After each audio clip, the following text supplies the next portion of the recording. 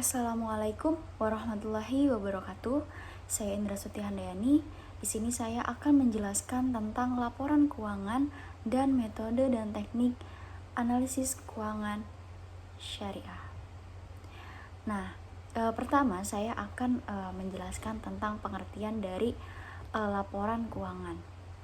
Nah, jadi laporan keuangan adalah catatan atau informasi keuangan perusahaan pada suatu periode akuntansi yang dapat digunakan untuk menggambarkan kinerja perusahaan tersebut. Nah, selanjutnya, jadi apa sih arti penting dari laporan keuangan itu? Yang pertama, sebagai alat uji keuangan yang masuk dan keluar dari perusahaan. Yang kedua, dasar untuk melakukan penilaian posisi keuangan. Yang ketiga, dasar untuk pengambilan keputusan dari perusahaan. Nah, siapa saja pihak yang menggunakan laporan keuangan ini? Nah, jadi yang pertama itu ada dari manajemen perusahaan. Nah, jadi laporan keuangan ini digunakan untuk mengambil keputusan bisnis. Nah, yang kedua itu pemilik perusahaan. Nah, jadi laporan keuangan ini tujuan dari pemilik perusahaan ini adalah untuk mendapatkan informasi tentang kondisi perusahaan atau kondisi keuangan dari perusahaan. Nah, yang ketiga itu investor dan pemegang saham.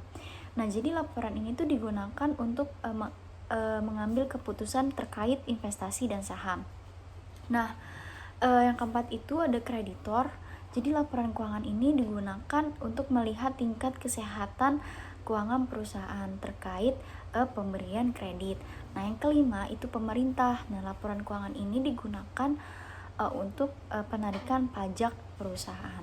Nah, yang keenam itu ada karyawan. Nah, jadi laporan keuangan ini digunakan untuk mengetahui kondisi dan prospek masa depan dari perusahaan di mana mereka bekerja. Nah, yang ketujuh itu masyarakat. Nah, jadi laporan keuangan ini digunakan untuk melihat tanggung jawab dari perusahaan kepada masyarakat, khususnya dari aspek sosial.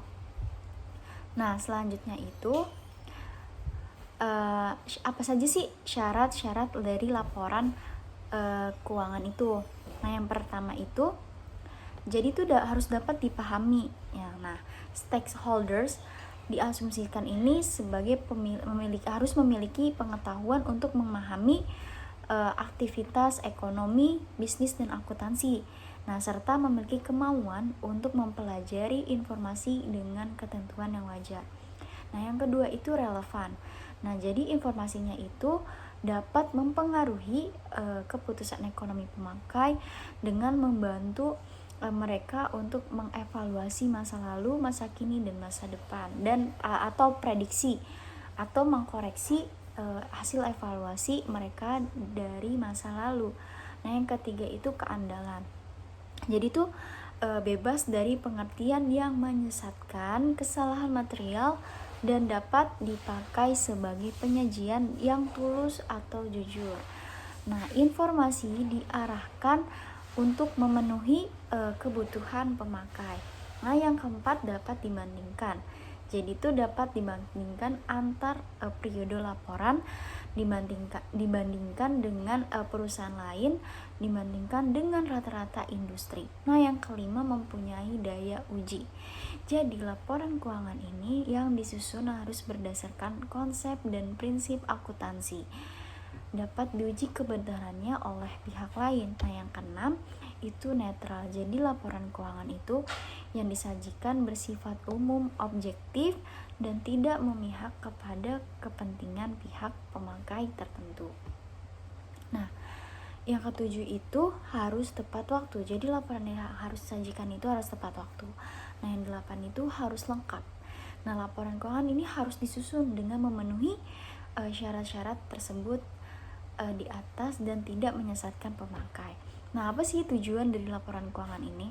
Nah, jadi menurut standar akuntansi keuangan atau SAK Syariah, jadi tujuan laporan keuangan itu yaitu menyediakan informasi yang menyangkut posisi keuangan, kinerja, serta perubahan posisi keuangan suatu entitas syariah yang bermanfaat bagi sejumlah besar pengguna dalam pengambilan keputusan ekonomi. Nah, selanjutnya itu bentuk laporan keuangan bank syariah. Yang pertama, laporan keuangan itu terkait fungsi bank syariah sebagai lembaga perantara keuangan dan investor. Contoh bentuknya itu adalah laporan posisi keuangan atau neraca, laporan laba rugi, laporan perubahan ekuitas, laporan arus kas, dan catatan laporan keuangan. Nah, yang kedua itu laporan terkait fungsi bank syariah sebagai agen investasi. Yang pertama, laporan investasi terkait. Yang ketiga, laporan terkait fungsi bank syariah sebagai lembaga pengelola kebajikan. Contoh bentuknya itu laporan sumber dan penggunaan dana kebajikan. Nah, yang kedua itu laporan sumber dan penggunaan dana zakat. Selanjutnya itu analisis laporan keuangan. Nah, jadi analisis laporan keuangan itu adalah suatu analisis yang dilakukan untuk melihat pada suatu keadaan keuangan perusahaan, bagaimana pencapaian keberhasilan perusahaan di masa lalu, saat ini, dan prediksi yang di masa yang akan datang. Nah, tujuannya itu yang pertama untuk mengetahui kelemahan yang menjadi kekurangan perusahaan.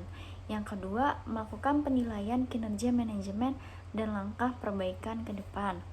Nah, yang ketiga itu sebagai pembanding kinerja yang telah dicapai dengan perusahaan sejenis. Nah, di sini ada prosedur analisis laporan keuangan. Nah, yang pertama itu pelajari laporan keuangan bank syariah. Nah, hal ini karena laporan keuangan bank syariah mempunyai perbedaan dengan perusahaan lainnya. Nah, yang kedua, memahami dan mempelajari standar akuntansi keuangan termasuk pernyataan standar akuntansi keuangan syariah. Nah, yang ketiga itu lakukan analisis terhadap laporan keuangan dengan berbagai metode dan teknik yang sesuai kebutuhan. Nah, selanjutnya itu ada metode dan teknik analisis laporan keuangan. Nah, tujuannya itu untuk memperoleh pengetahuan dan interpretasi yang lebih mendalam dalam ketika menganalisis laporan keuangan. Nah, prosesnya itu yang pertama, membelah laporan keuangan ke dalam unsur-unsurnya. Yang kedua, menelaah masing-masing unsur tersebut. Yang ketiga, menelaah hubungan di antara unsur-unsur tersebut. Nah, yang keempat, bertujuan untuk memperoleh pengertian dan pemahaman yang baik dan benar dan tepat atas laporan keuangan itu sendiri. Selanjutnya ada teknik analisis laporan keuangan. Nah, yang pertama itu perbandingan laporan keuangan. Yang kedua, seri trend atau angka indeks. Yang ketiga, laporan keuangan common size. Yang keempat, analisis rasio. Yang kelima itu ada analisis khusus seperti ramalan kas, perubahan posisi keuangan, laporan variasi gross margin, analisis break even, dan analisis DuPont. Nah, selanjutnya ada metode analisis laporan keuangan. Yang pertama itu metode analisis horizontal. Ini itu dilakukan dengan membandingkan laporan keuangan selama beberapa tahun. Nah, disebut horizontal itu karena membandingkan pos-pos keuangan yang sama pada waktu yang berbeda. Nah, jadi itu teknik analisisnya itu sebagai berikut. Analisis perbandingan, tren, sumber dan penggunaan dana, dan analisis perubahan laba kotor. Kedua, itu analisis vertikal. Nah, ini tuh dilakukan dengan menganalisis laporan keuangan pada satu periode tertentu dengan membandingkan pos-pos keuangan yang satu dengan yang lainnya pada laporan keuangan yang sama pada periode tertentu. Nah, meliputi teknik analisis sebagai berikut. Yang pertama, analisis presentasi per komponen atau common size. Yang kedua, analisis rasio. Yang ketiga, analisis break even. Sekian dari saya mengenai penjelasan laporan keuangan dan metode serta teknik dari analisis laporan keuangan. Semoga dapat bermanfaat. Kurang dan lebihnya mohon maaf. Wassalamualaikum warahmatullahi wabarakatuh.